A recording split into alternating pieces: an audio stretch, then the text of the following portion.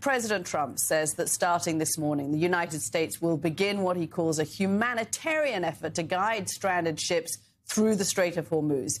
In a lengthy social media post yesterday, the president wrote that countries from all over the world have asked the U.S. if we could help free up their ships. Trump offered a few details about how this process is going to work, which he dubs Project Freedom, but he warned interference will be dealt with forcefully. U.S. Central Command added the operation will include guided missile destroyers, more than 100 land and sea-based aircraft, and 15,000 service members. The Wall Street Journal cites two U.S. officials who say the plan is effectively a coordination cell to move traffic through the strait, involving countries, insurance companies, and shipping organizations, adding it doesn't currently involve U.S. Navy warships escorting vessels through the strait. Iran's responding to the president's plan this morning with a top official warning interference in the waterway could be seen as a ceasefire violation, and the country's military saying U.S. forces will be attacked if they enter the oil choke point. As the standoff over the strait intensifies, two ships were targeted there in the past 24 hours. That's according to a British maritime agency. The president's push to clear the key waterway comes as gas prices continue to rise, hitting an average yesterday of $4.45. It also comes as negotiations appear to remain at an impasse, with the two countries trading peace proposals. Amid the ongoing stalemate in the strait and the U.S. blockade of Iranian ports, the White House is arguing that hostilities with Iran have, quote, terminated. That assertion comes as lawmakers from both sides of the aisle put pressure on the administration to seek congressional authorization for the conflict that has now stretched past the 60-day mark when it's required by the War Powers Act for a president to do so. In a letter to congressional leaders on Friday, the day that the 60-day countdown expired, President Trump claimed the ceasefire had paused the clock, writing, quote, the hostilities that began on February the 28th of 2026 have terminated. He went on to say the threat posed by Iran to the U.S. and its military, quote, remains significant, but that he will, quote, continue to direct U.S. armed forces consistent with my responsibilities and pursuant to my constitutional authority to conduct United States foreign relations as president and commander-in-chief. So, Joe, this is an odd situation. We seem to have, on the one hand, the promise that there's going to be massive amounts of military involved in this Operation Freedom in some way, but we've also paused or terminated actual military operations. I'm a little confused. Well, Color me confused this Monday morning. From the very beginning, and David Ignatius, of course, the president then went on Friday to talk about the reason why we are at war is because those crazy Iranians can never have a nuclear weapon. Take a look at this. You know, we're in a war because I think you would agree we cannot let lunatics have a nuclear weapon. Do you agree? So this works, David Ignatius, in American politics for Donald Trump. Throw so much stuff at the wall and have so many different statements going in so many different directions that Democrats just stand around looking confused, scratching their heads, and losing elections. Doesn't work that way in international relations, and certainly not working with Iran right now, is it? So Donald Trump, as of this Monday, is stuck somewhere between war and peace. He has nominally a ceasefire, but it's accompanied by continuing threats from him, and this morning, a threat from a senior Iranian commander. And this new Project Freedom, as President Trump called it on Sunday, an attempt, it appears, to help ships move through the Straits of Hormuz without actually formally providing a military escort. It's a rescue effort, but I was reading about it last night, it's really an effort to rescue President Trump's policy, is find a way to transition from this neither war nor peace situation to something that's more stable. He's not getting much help from anybody. We'll have to see whether the Chinese, who he seems to be making a nod to in his statement, announcing desire to help all countries who depend on the strait for the reopening. We'll see if he gets some aid from them or from the British or French down the road. But for the moment, this war, which every week seems to drive his approval ratings down, can be moved from this kind of netherworld into something more stable. The president expressed hope about what he said were very positive discussions with Iranian representatives. But when you look at what's been leaked about their latest 14-point peace plan, there's not much in it for the United States. So, Joe, it's one of those situations that the president, having jumped into, is having real trouble getting back out of.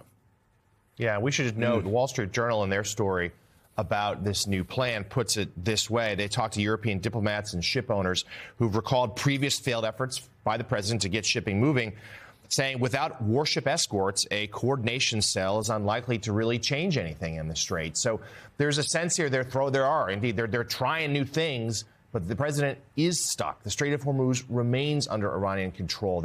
A British tanker ship came under attack over the weekend, and Iran simply has more and more leverage over one of the most vital waterways in the land. And to David Ignatius' point, as the war drags on, the president's poll numbers keep slipping. The number of people who disapprove of the way that Trump is handling his job has climbed to the highest in his presidency. That's according to the new Washington Post ABC News Ipsos poll. 62% say they disapprove of the way Trump has handled his job in the Oval Office. That's compared to 37% who approve, which is down 2 points from February. Meanwhile, 65% disapprove of the way Trump is handling the overall economy, which is down 7 points from 3 months ago. 70% of those polled who disapprove of how the president is handling inflation and the rising cost of living.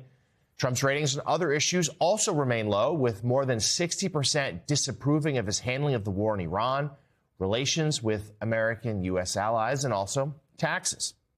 When it comes to the midterms, on a generic U.S. House ballot, those polled were leaning toward picking a Democrat over Republican by 5 points. And David Drucker, the politics of this are crystal clear, at least for the moment. Sure, November is still many months off, but there is a sense that a lot of voters start kind of baking in their decisions by early to midsummer. That's not so far off. And the president is stuck with Iran. It has consumed every other part of his presidency and driving down his overall numbers, including on what's supposed to be a strength, his handling of the economy.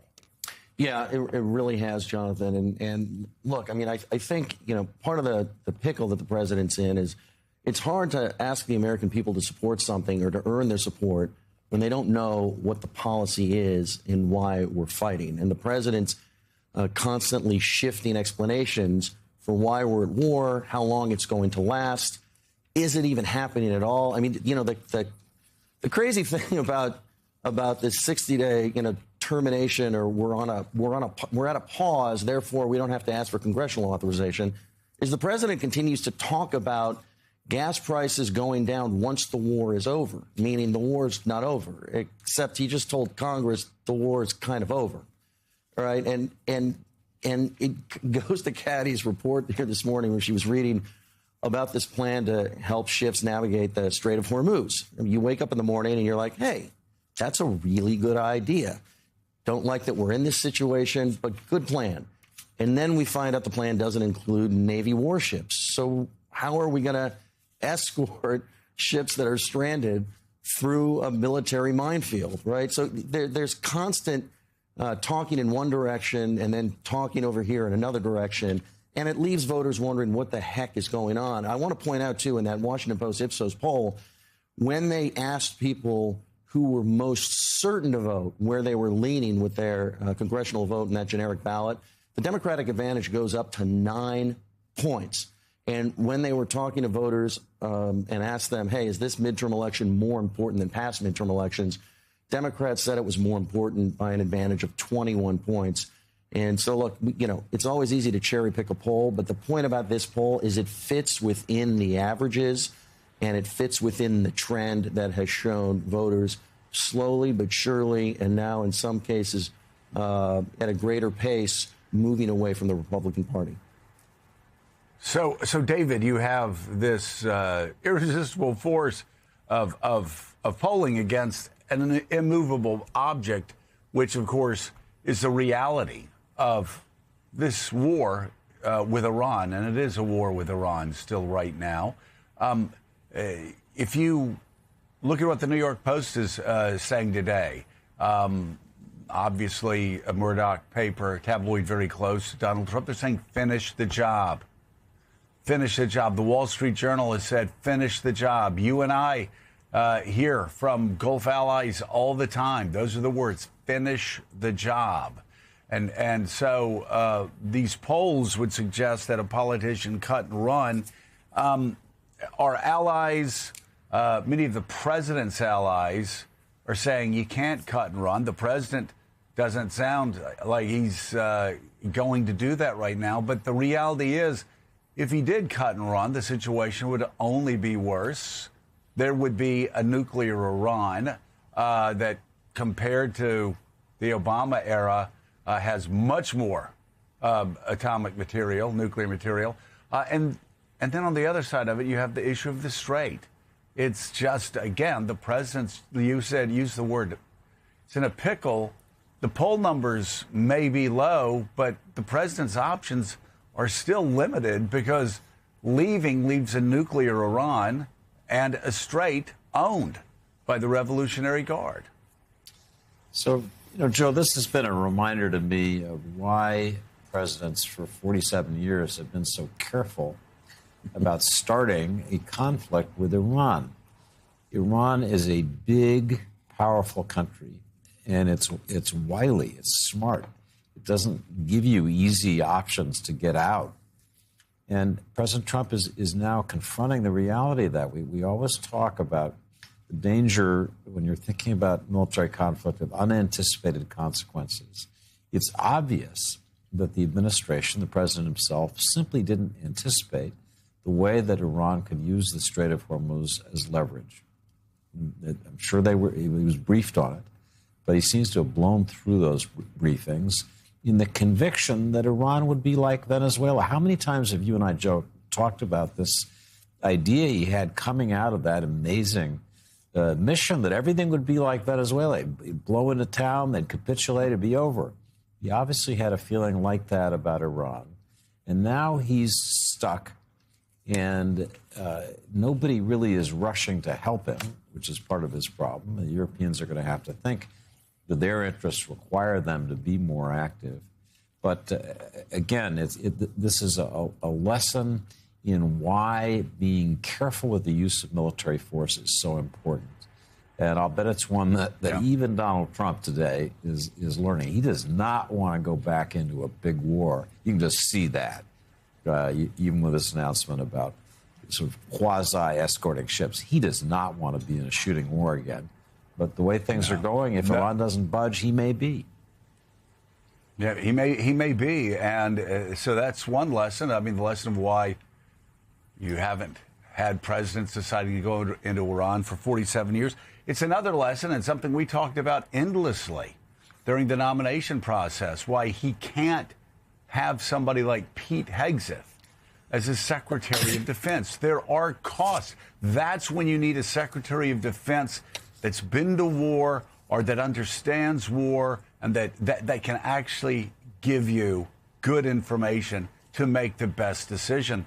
But instead, he had Pete Hegseth pushing him into this war. He had Lindsey Graham pushing him into this war. And he had Benjamin Netanyahu pushing him into this war. They got their way. And now Donald Trump should look to Pete Hegseth and say, okay, smart guy, you wanted this? What do I do now? Yeah, I mean, if everything else I'm sorry, go ahead, David. Well, Joe, as we always remember, there's this little invisible plaque that says the buck stops here. It does stop on the president's desk. And there's just no escaping that, and that's what the voters are seeing. And Hegseth's provocative, aggressive comments every time he speaks almost make the situation worse because there's such a mismatch between that kind of belligerent talk and the real situation in which the U.S. finds itself. Yeah, and the buck does stop with the president. He's the one who made the choice. He made the choice based on the opinions that he was getting and the people he's listening to.